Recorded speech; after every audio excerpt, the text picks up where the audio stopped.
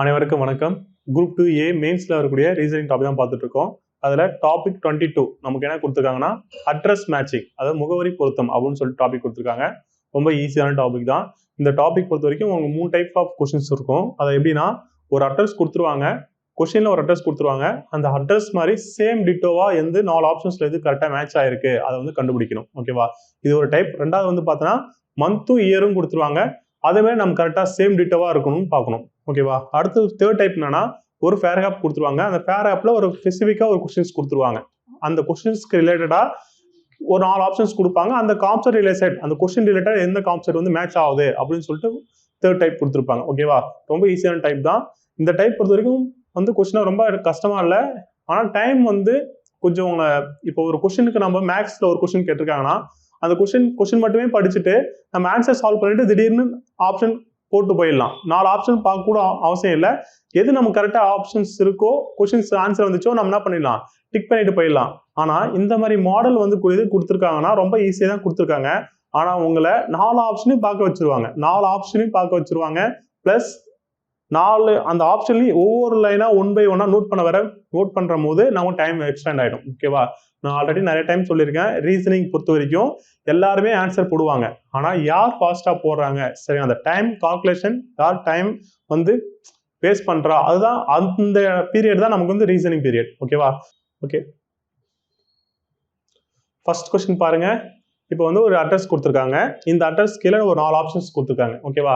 இதுல வந்து கரெக்டா இது மேட்ச் ஆகுதுன்னு பார்க்கணும். அப்படி கரெக்டா மேட்ச் ஆகுதுன்னா கரெக்டா இந்த கமா கோட்டேஷன் முதல் கொண்டு நம்பர்ஸ், இந்த பாரு plus full stop, spelling mistake உண்டு கண்டிப்பா கவனிக்கணும். சரிங்களா?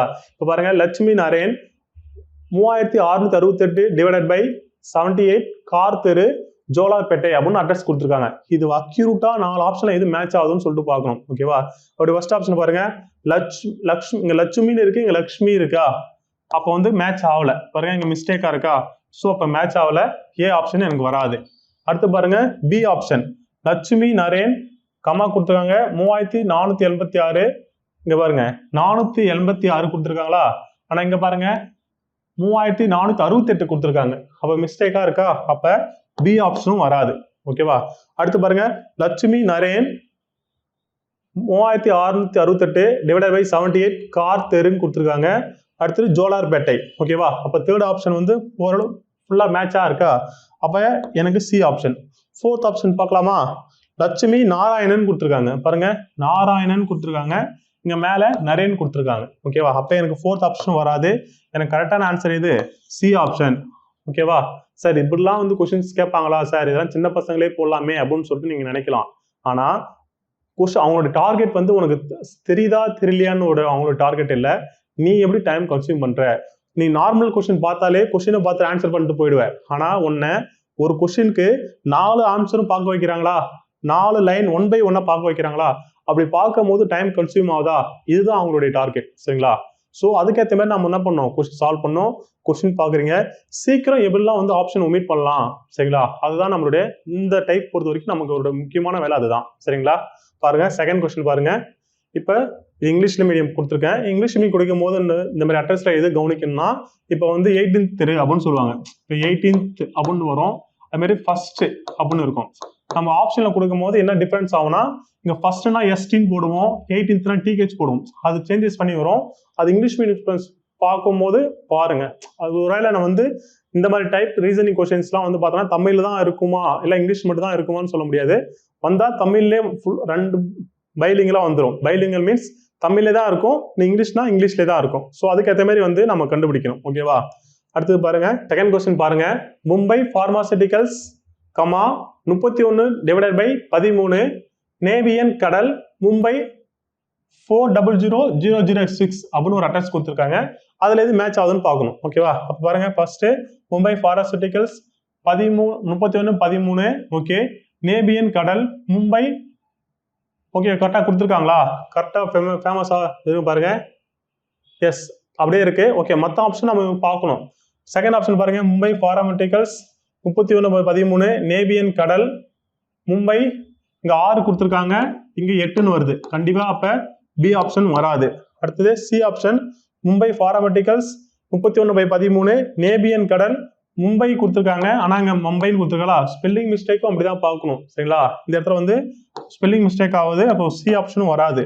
அடுத்து டி ஆப்ஷன் பாருங்க, மும்பை ஃபார்மமெட்ரிக்கல்ஸ் 13/31, அங்க 31/13 இருக்கு, இங்க 13/13 கொடுத்துருக்காங்க. அப்போ நமக்கு எதுதான் ஏ ஆப்ஷன் தான் கரெக்ட். ஓகேவா, மீதெல்லாம் தப்பா இருக்கு. ஸோ இதான் ஆன்சர். சரிங்களா, வெரி சிம்பிள். இந்த மாதிரி கொஸ்டின்ஸ் வந்து நடத்தணும் இல்லை, இவ்வளவுதான் கான்செப்ட். சரிங்களா, இது ஃபர்ஸ்ட் டைப் பொறுத்த வரைக்கும் இவ்வளவுதான். அதாவது கொஸ்டின் பாக்குறீங்க, கொஸ்டின் பார்த்துட்டு என்ன மிஸ்டேக்கா இருக்கு அது ஆப்ஷன் ஒமிட் பண்றீங்க, கரெக்டானதை ஆன்சர் பண்றீங்க. சரிங்களா, இது நடத்தணுமா? ஓகேவா, நான் உங்களுக்கு கொஸ்டின் ஒரு 10 கொஸ்டின் கொடுக்குறேன், அதுக்கு தேர்ட் கொஸ்டின்ல இருந்து ஒரு 10 கொஸ்டின் கொடுக்குறேன். நீங்க என்ன பண்ணுங்க, சால்வ் பண்ணி பாருங்க, முடிஞ்சா கமெண்ட் பாக்ஸ்ல கமெண்ட் பண்ணுங்க. சரிங்களா, நம்ம சேனல்ல யாரும் இது வரைக்கும் சப்ஸ்கிரைப் பண்ணாதவங்க சப்ஸ்கிரைப் பண்ணுங்க. உங்களோட ஃபேமிலி மெம்பர்ஸ் கண்டிப்பா வீட்டில் எல்லாருமே யூஸ் பண்ணுவீங்க, மொபைல் யூஸ் பண்ணுவீங்க, கொஞ்சம் அப்படியே ஃபோன் வாங்கி நம்ம சேனலையும் சப்ஸ்கிரைப் பண்ணி விட்டுருங்க. ஏன்னா ஒருத்தர் சப்ஸ்கிரைபர் பண்ணீங்கன்னா நம்மளுடைய போடும்போது லிங்க் பாவும், மற்றவங்களும் தெரிஞ்சுப்பாங்க. யாருன்னா சில பேர் வந்து பார்த்தோன்னா எக்கனாமிக்கலா வீக்கா இருப்பாங்க, அவங்களாம் வந்து பார்த்தோன்னா சென்னையில் இருக்கும் போது வேலை செஞ்சுட்டே படிக்கணும், கவர்மெண்ட் போஸ்டிங் வாங்கணும் அப்படின்னு சில பேரா இருப்பாங்க. அவங்களுக்கு இந்த நம்மளுடைய அகாடமி இருந்துச்சுன்னா ரொம்ப யூஸ்ஃபுல்லா இருக்கும். சரிங்களா, கண்டிப்பா அந்த பிரைவேட் ஜாப்ல போயிட்டு அப்படியே அடிமையா வாழ்ந்துட்டு இருப்பாங்க, கடைசி வரைக்கும் அவங்களுடைய கோல் அச்சீவ் பண்ணாம ஒரு அரசு அதிகாரியா மாறாம அப்படியே இருப்பாங்க. ஸோ அந்த மாதிரி கேண்டிடேட்லாம் இருந்தீங்கன்னா நீங்க வந்து உங்களுடைய சப்ஸ்கிரைபர் உங்களை லைக் தான் அவங்களுக்கு ஷேரிங்ல காட்டும். ஸோ நம்ம அகாடமி பொறுத்த வரைக்கும் எந்த ஒரு ஃபீஸும் வாங்குறது இல்லை, ஃப்ரீயா ப்ரொவைட் பண்ணிட்டு இருக்கோம். சரி, ஓகே, லெசனுக்குள்ள போலாம். பாருங்க, நீங்க 4th கொஸ்டின்ஸ்ல இருந்து நீங்க என்ன பண்ணுங்க, சால்வ் பண்ணுங்க. 4, 5 நான் வந்து உங்களுக்கு ஆன்சர் பிடிஎஃப்க்கும் நான் என்ன பண்ணேன் டிஸ்கிரிப்ஷன் கொடுக்குறேன். இந்த பிபிடியோட ஆன்சர் மார்க் பண்ணி உங்களுக்கு கொடுக்குறேன். ஓகேவா, 6th one, 7th, 8th, 9th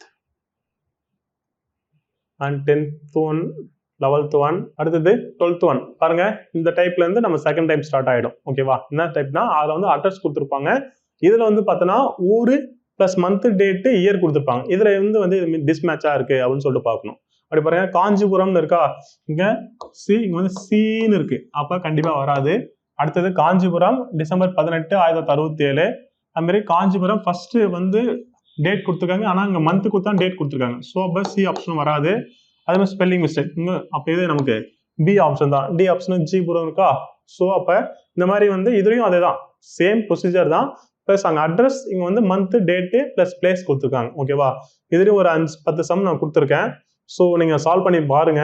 சரிங்களா, இதில் டீச் பண்ணுற அளவுக்கு எதுவுமே இல்லை, உங்களுடைய ப்ராக்டிஸ் தான். சரிங்களா, அதாவது எந்த அளவு நம்ம வந்து ஃபாஸ்ட்டாக போடணும் அப்படின்னு ரொம்ப ஈஸி தான், ஆனால் டைம் ரொம்ப முக்கியம். 4 ஆப்ஷன் நம்ம பார்க்கணும். ஓகேவா, அடுத்தது ஒரு 5 சம் இருக்கு, இதுதான் தேர்ட் டைப், ரொம்ப இம்பார்ட்டன்ட் டைப். சரிங்களா, அது நான் நடத்துகிறேன். பாருங்க, இப்போ 20 இது வந்து தேர்ட் டைப், 3வது மாடல். என்ன அப்படின்னா ஒரு கான்செப்ட் கொடுத்துருவாங்க, அந்த கான்செப்ட்ல அது ரிலேட்டடா இருக்கிற ஒரு 4 ஆப்ஷன்ஸ் ரிலேட்டடா இருக்குல்ல, அது ரிலேட்டடா எது இருக்கோ அந்த 4 ஆப்ஷன் நம்ம வந்து சூஸ் பண்ணணும். ஓகேவா, இந்த மாதிரி கொஸ்டின்ஸ் வந்து பேங்கிங்ல எஸ்எஸ்சில வந்து பார்த்தோன்னா இங்கிலீஷ்ல தான் இருக்கும். டிஎன்பிஎஸ்ல இந்த மாதிரி கொடுத்துருக்காங்க, மேக்ஸிமம் இங்கிலீஷ்ல கேட்க சான்ஸ் இருக்கு. ஸோ இருந்தாலும் தமிழ்ல கொடுத்தா ஓகே, பெனிஃபிட் தான். இருந்தாலும் என்ன பண்ணுங்க, இங்கிலீஷ்ல கொடுத்தாலும் பிரச்சனை இல்லை, நம்ம ஓரளவு என்ன பண்ணலாம், கெஸ் பண்ணிடலாம், நல்லாவே கெஸ் பண்ணிடலாம். ஓகேவா, பார்க்கலாமா? அப்ப பாருங்க, ஃபர்ஸ்ட் கொஸ்டின் கொடுத்துருக்காங்க பாருங்க. An informal gathering occurs when a group of people get together in a casual, relaxed manner. Which situation below is the best example of an informal gathering அப்படின்னு கொடுத்துருக்காங்க. ஓகேவா, அதாவது கொஸ்டின்ஸ் இந்த மாதிரி கொஸ்டின்ஸ் கொடுத்தாங்கன்னா அவங்க என்ன கொஸ்டின்ஸ் கொடுத்துருக்காங்க நல்லா கேர்ஃபுல்லா கவனிக்கணும். லாஸ்ட்ல மட்டும் பாருங்க, the best example of an informal gathering சொல்லிட்டா. அப்ப இதுல இது கொஸ்டின் ஹைலைட்னா இதான் இன்ஃபார்மல் கேதரிங் சொல்லிட்டாங்க. ஓகே, அப்ப இன்ஃபார்மல் கேதரிங் அப்படின்னா ஃபார்மல்னா, இப்போ ஃபார்மல் கேதரிங்னா எல்லாம் பேசி பிளான் பண்ணி கூடுறது. அதே இன்ஃபார்மல் கேதரிங்னா எதுவுமே பேசாம பிளான் பண்ணாம சடனா முடிவு பண்ணி சடனா வெளியே போறது. மேக்ஸிமம் அப்படிதான் நம்ம நடக்கும். நம்ம நல்லா ஒரு 6 month 1 year பிளான் பண்ணுவோம், கண்டிப்பா அது நடக்கவே நடக்காது. திடீர்னு மீட் பண்ணுவோம், திடீர்னு மைண்ட் அப்செட்டா இருக்கும், கொஞ்சம் டிப்ரெஷன் ஆகும், அந்த டைம்ல வெளியே போகலாம் அப்படின்னு சொல்லிட்டு பிளான் போவோம், அது சக்சஸ்ஃபுல்லா வெளியே போயிட்டு வருவோம். எல்லாருக்கும் அப்படிதான், எனக்கு அப்படிதான், உங்களுக்கு அப்படிதான் இருக்கும்னு நினைக்கிறேன். ஓகேவா, சில பேர்லாம் லக் இருக்கு, ரொம்ப நாளா பிளான் பண்ணி கரெக்டா போயிட்டு வருவாங்க. ஓகே, அந்த மாதிரி தான் கொஸ்டின் இது. இப்போ என்ன பாருங்க, இன்ஃபார்மல் கேதரிங் அப்படின்னா திடீர்னு முடிவு பண்ணி போயிட்டு வர விஷயம். சரிங்களா, அதான் கொடுத்துருக்காங்க. அப்ப இது ரிலேட்டடா இருக்கிறது கரெக்டான, இந்த கான்செப்ட் ரிலேட்டடா எந்த இருக்கு மேட்ச் ஆகுதுன்னு சொல்லிட்டு பார்க்கணும். ஃபர்ஸ்ட் பாருங்க, the book club meets on the first Thursday evening of every month அப்படின்னு சொல்றாங்க. அது ஒரு புக் புக் கிளப் இருக்கு. அந்த கிளப் வந்து பார்த்தோன்னா ஒவ்வொரு மாசமும் எவ்ரி மந்த் வந்து தேர்ஸ்டே ஈவினிங் வந்து நடக்கும். அது ஃபர்ஸ்ட் தேர்ஸ்டே ஈவினிங் நடக்கும் அப்படின்னு சொல்றாங்க. அப்படி சொல்லும் போது அப்போ every month every Thursday first Thursday நடக்கும்னு சொல்லிட்டாங்களா? அப்போ இது பிளான் பண்ணி தானே வச்சிருக்காங்க. பிளான் பண்ணி வச்சுட்டாங்க மாசம் மாசம் நடக்கும் அப்படின்னு. அப்போ இது கூட மேட்ச் ஆகுமா? கண்டிப்பா மேட்ச் ஆகாது. ஸோ அப்போ ஃபர்ஸ்ட் ஆப்ஷன் கிடையாது. ஓகேவா? செகண்ட் பாருங்க. After finding out about his promotion Jeremy and a few co-workers decide to go out for a quick drink after work அப்படின்னு சொல்றாங்க. அதாவது ஜெர்மி வந்து ஆஃபீஸ் போறாரு, அவருக்கு ப்ரொமோஷன் கிடைச்சிருது. ப்ரொமோஷன் அனௌன்ஸ்மெண்ட் பண்றாங்க, அப்போ கிடைச்சிருது. ஸோ அதனால என்ன பண்றாங்க, ஒரு ஃபியூ கோவர்க்கர்ஸ் சேர்ந்து என்ன பண்றாங்க, கியூக்கா என்ன பண்றாங்க, ஒரு கியூப் ட்ரிங்க்குக்கு இதுல என்ன கவனிக்கணும் பாருங்க, குயிக் அப்படின்னா திடீர்னு அப்படின்னு பிளான் பண்ணி ஒர்க் முடிச்சுட்டு வெளியே போறாங்க அப்படின்னு ஒரு கான்செப்ட் இருக்கு. அப்போ இது மேட்ச் ஆகுதா? இதுக்கும் நம்ம மற்ற ஆப்ஷன்ஸ் பாருங்க. Mary sends out 25 invitations for tidal shower she is giving for her sister அப்படின்னு சொல்றாங்க. அதாவது 25 இன்விடேஷன் வந்து அடிச்சு வச்சுட்டாங்க. அப்போ இன்விடேஷன்னா முன்னாடியே ஃபிக்ஸ் பண்ணது தானே. ஒரு ஃபங்க்ஷனுக்கு டைடல் ஷோவர் ஃபங்க்ஷனுக்கு வந்து என்னது 25 இன்விடேஷன் அடிச்சிருக்காங்கன்னு சொல்லிட்டாங்க. அப்போ இன்விடேஷனா பிளான் பண்ணது தான். ஸோ அப்போ இதுவும் வராது. இது நமக்கு பி ஆப்ஷன் தான் மேட்சா இருக்கு. அடுத்து இதுக்கு ஃபோர்த் ஆப்ஷன் பாருங்க. whenever she eats at the Mexican restaurant Clara seems to run into Peter அப்படின்னு சொல்றாங்க. அதாவது எப்பப்பெல்லாம் கிளாரா வந்து ஹோட்டல் போகும்போது கிளாராவும் பீட்டரும் வந்து மீட் பண்றாங்க அப்படின்னு சொல்றாங்க. எப்பப்பெல்லாம் போறாங்களோ அப்பப்பெல்லாம் மீட் பண்றாங்க அப்படின்னா இதுவும் வந்து ஃபிக்ஸ் பண்ணது மாதிரி தான். அதாவது எப்பப்பெல்லாம் போறாங்களோ அப்பப்பெல்லாம் மீட் பண்றாங்க அப்படின்னு சொல்லிட்டு தெரிஞ்சு வச்சுட்டு மீட் பண்றது தானே. அப்போ வந்து இதுவும் வந்து மேட்ச் ஆகல. ஸோ அப்போ நமக்கு எது ஆப்ஷன்னா பி ஆப்ஷன் தான் கரெக்ட். ஓகேவா? மேக்ஸிமம் இந்த மாதிரி தான் கொஸ்டின்ஸ் இருக்கும். ஒரு கொஸ்டின்ஸ் கொடுத்துருப்பாங்க, அது வந்து எது அந்த இங்கிலீஷ் வேர்டை வந்து கரெக்டாக நம்ம அப்சர்வ் பண்ணணும். சரிங்களா? இப்போ ஃபைனலாக நமக்கு என்ன கேட்குறாங்க, இன்ஃபார்மல் கேதரிங்னா என்னது, சொல்லிக்கொள்ளாம மீட் பண்றது அப்படின்னு சொல்லிட்டு தான் நம்மளுடைய கொஸ்டின்ஸ். ஓகேவா? புரியுதா? இந்த மாதிரி தான் இருக்கும் அட்டன்ஸ் மேட்சிங்ல. மேக்ஸிமம் இது நமக்கு கேட்டதில்லை. அதாவது டிஎன்பிஎஸ்சியில் மற்ற எக்ஸாம்பிள் கம்பேர் பண்ணும்போது அந்த ஃபர்ஸ்ட் 2 டைப் கேட்டிருக்காங்க. இது வந்து கேட்கல. இப்போ மெயின்ஸ்ல கேட்கக்கூடிய சான்ஸ் இருக்கு. ஓகேவா? அடுத்தது பாருங்க 21th கொஸ்டின். சேம் மாடல் தான். அது பாருங்க. A tiebreaker is an additional contest or period of play designed to establish a winner among tied contestants. ஓகேவா? which situation below is the best example for tiebreaker அப்படின்னு சொல்றாங்க. ஓகேவா? டைப்ரேக்கர்னா அப்போ கண்டிப்பா meaning தெரியணும் நமக்கு. சரிங்களா? டைனா என்ன? டைனா சமமா ஆயிடுது. இப்போ வந்து 2 கேம் நடக்கும், வந்து டைல முடிஞ்சிருச்சு. இவங்களும் ஒரு கோல், இவங்களும் ஒரு கோல். சரிங்களா? இவங்களும் 110 ரன், இவங்களும் 110 ரன் அடிச்சிருக்காங்க. மேட்ச் டைல முடிஞ்சிச்சுன்னா அது சமமா ஆயிடுச்சுன்னு அர்த்தம். அந்த டை பிரேக்கர்னா என்ன பண்ணுவாங்க, அது முடிஞ்சு போன இப்போ டை ஆயிடுச்சுன்னா அது என்ன பண்ணும், யார் வின் பண்ணுறதுக்காக என்ன பண்ணுவோம், எக்ஸ்ட்ரா டைம் எடுத்து கொடுப்போம். இப்போ கிரிக்கெட் பார்த்தீங்கன்னா ஸ்கோர் சமமா ஆயிடுச்சுன்னா சூப்பர் ஓவர் வைப்பாங்க. ஒரு ஓவர் வைப்பாங்களா? கண்டிப்பா எல்லாருக்கும் தெரிஞ்சிருக்கும். ஓகேவா? சூப்பர் ஓவர் வைப்பாங்க. அதே மாதிரி ஃபுட்பால் பார்த்தீங்கன்னா ஈக்குவல் ஸ்கோர் ஃபுட்பால் கோல் அடிச்சிருந்தாங்கன்னா என்ன பண்ணுவாங்க, பெனால்ட்டி கொடுத்துட்டு அந்த டீம்ஸ் வந்து அடிக்க வைப்பாங்க. சரிங்களா? அது பெனால்ட்டி கோல். அதே மாதிரி ஸோ அது வந்து டை பிரேக்கர் சிஸ்டம். அப்போ இங்கே வந்து அந்த மாதிரி டை பிரேக்கர் சிஸ்டம் வந்து எது மேட்ச் ஆகுது அப்படின்னு சொல்லிட்டு பார்க்கலாமா? பாருங்க. First at half time the score is tied 28 அப்படின்னு சொல்லிட்டாங்க. அட் ஆஃப் டைம் சொல்லிட்டாங்க. அதாவது பாதி நேரத்தில் வந்து ஸ்கோர் வந்து டயர்ட் ஆயிடுச்சுன்னு சொல்றாங்க. அப்போ இன்னும் பாதி நேரம் இருக்குல்ல, அப்போ அந்த பாதி நேரத்தில் என்ன பண்ணலாம், வெற்றி ஆகலாம், தோல்வி ஆகலாம். அப்போ ஏதோ ஒரு முடிவு இருக்கு.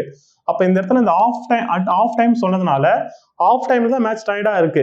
அப்போ இன்னொரு ஆஃப் டைம்ல வின்னர் லாஸ் முடிவு பண்ணிடலாம். ஸோ அப்போ என்ன பண்ண முடியாது, இதை நம்ம எடுத்துக்க முடியாது. அடுத்து பாருங்க. மேரி அண்ட் மேகன் have each score 3 goals in the game அப்படின்னு சொல்றாங்க. மேரியும் மேகனும் ஸ்கோர் வந்து 3 கோல் வந்து சேமா இருக்கு அப்படின்னு சொல்றாங்க. இது பாசிபிலிட்டிஸ் இருக்கா? ஓகே, மீதி ஆப்ஷன்ஸ் பார்க்கலாம். The referee tosses a coin to decide which team will have possession of the ball first அப்படின்னு கொடுத்துருக்காங்க. அதாவது ரெஃபரி வந்து காயின் போறாரு, காயின் போட்டு எந்த டீம் வந்து ஃபர்ஸ்ட் விளையாடும் அப்படின்னு சொல்றாரு. சுத்தமா சம்மந்தம் இல்லை அதுக்கும் இதுக்கும். ஸோ அப்போ சி ஆப்ஷனும் வராது. அடுத்து பாருங்க. த ஷார்க்ஸ் அண்ட் த பியர்ஸ். இதெல்லாம் வந்து பார்த்தோன்னா ஷார்க்ஸ் பியர்ஸ்னா அந்த ஒரு டீமோட பேரு. சரிங்களா? சென்னை சூப்பர் கிங்ஸ்ல பார்த்துருப்போம் ஷார்க்ஸ் டீம் அந்த மாதிரி.